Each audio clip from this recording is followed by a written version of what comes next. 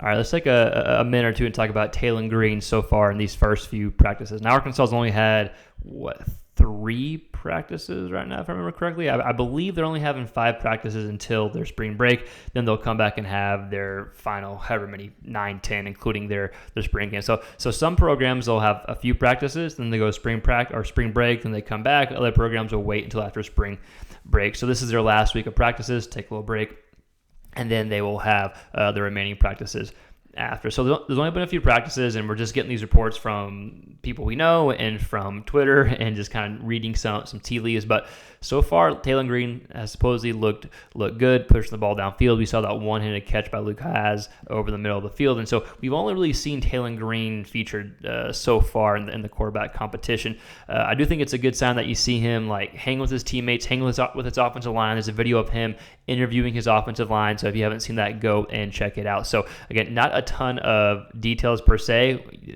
I think what you have practice 4 coming out, depending when you're watching this video on Tuesday. Excuse me.